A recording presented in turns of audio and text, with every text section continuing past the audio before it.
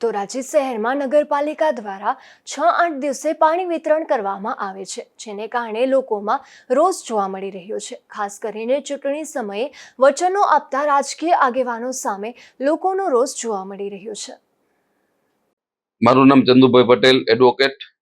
ધોરાજી નગરપાલિકામાં હાલમાં ભાજપનું શાસન છે। આ અગાઉ પણ ઘણા પક્ષના શાસન કરેલું છે અને દરેક વખતે દરેક પક્ષના લોકો ચૂંટણી સમયે એવા વાયદા આપે છે કે ધોરાજીની પ્રજાને શુદ્ધ પીવાનું નિયમિત પાણી દર 2 દિવસે મળશે। એમાં પણ બહારના નેતાઓ આવીને ધોરાજીને પેરિસ બનાવવાની વાતો કરે છે, ધોરાજીમાં દર 2 દિવસે પાણી મળશે આવું કહે છે। પરંતુ ચૂંટણી પત્યા બાદ કોઈ પણ પક્ષના લોકો જે ધોરાજીની પ્રજાની સમસ્યા છે એ બાબતે ધ્યાન દેતા નથી અને શુદ્ધ પીવાનું પાણી નિયમિત રીતે મળે એવું કોઈ વ્યવસ્થા કરતા નથી। આ બાબતે ધોરાજીની પ્રજાએ જાગવાની જરૂર છે। પાણી કેટલા દિવસે આવે છે? પાણી અત્યારે 6 કે 7 દિવસે આવે છે પાણી। હવે 6 કે 7 દિવસે પાણી એટલે ખૂબ જ વેરી મચ કહેવાય। ધોરાજીની વસ્તી કેટલી છે? ધોરાજીની વસ્તી અંદાજે 1 લાખની આસપાસ છે અને પાણીની જરૂરિયાત માટે લોકોને બહેનોને કેવી તકલીફ પડતી હશે? ખૂબ જ તકલીફ પડે છે। એમાં પણ જ્યારે અમુક નાના વર્ગના માણસ હોય એમની પાસે પાણીની સંગ્રહ કરવાની કોઈ શક્તિ ન હોય એટલે એ બેચારા પાણી માટે આજુબાજુમાંથી વલખા મારતા હોય છે। આવું અમે બધા નજરે જોઈએ છીએ। છતાં ધોરાજીની પ્રજા આ બધાનો ત્રાસ મૂંગા મોઢે સહન કરી રહી છે। ધન્ય છે આવી પ્રજાને। મારું નામ શાંતાબેન ગજેરા। બેન, પાણી કેટલા દિવસે આવે છે?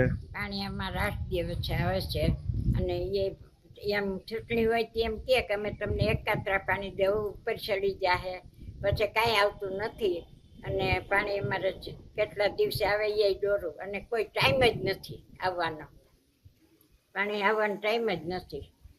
પાણી કેટલા દિવસે આવવું જોઈએ અને કેવું આવવું જોઈએ? માસી, પાણી તાજું આવવું જોઈએ, એકાત્રા 2 દી આવવું જોઈએ એને બદલે અઠવાડિયે આવે। નગરપાલિકામાં શું અપેક્ષા છે તમારી? પાણી દે 2 દે તોય વાંધો નહીં, બધાને હોય તો પાણી વગર કેવા હેરાન થાય માણસો। લલિત કુમાર ભટ્ટ, વઘાસિયા ફળી।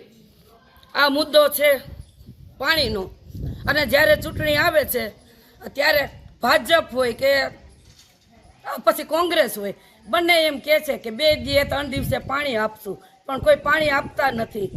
6 દિવસે પાણી આવે છે, એના 4 દી નથી થતા, 8 દી થાય છે અને પાણી દૂષિત આવે છે તો બૈરાઓને તકલીફ પડે છે। બધાને તો સગવડ ન હોય, બધાને મોટા ટાંકા ન હોય તો કોઈએ બેરલ ભર્યા હોય, ડોલું ભરી હોય, જે ઘરમાં વસ્તુ હોય બધું ભરી લે છે તો પાણીનો સંગ્રહ એ બિચારા શું કરે?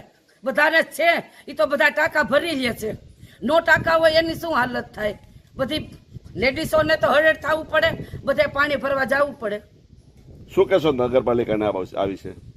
આપણે નગરપાલિકાને તો શું કહીએ, જે આવે એમ કહે છે, મીટિંગ કરે છે અને જ્યારે ચૂંટણી આવે ત્યારે 2 પક્ષના આવે છે કે તમે આમ અમને મત દેશો તો અમે આમ કરશું, અમે એકાત્રા પાણી દેશું, પણ કોઈ એકાત્રા દેતું નથી। અઠવાડિયું થાય છે, ઓછા દિવસો નથી થતા।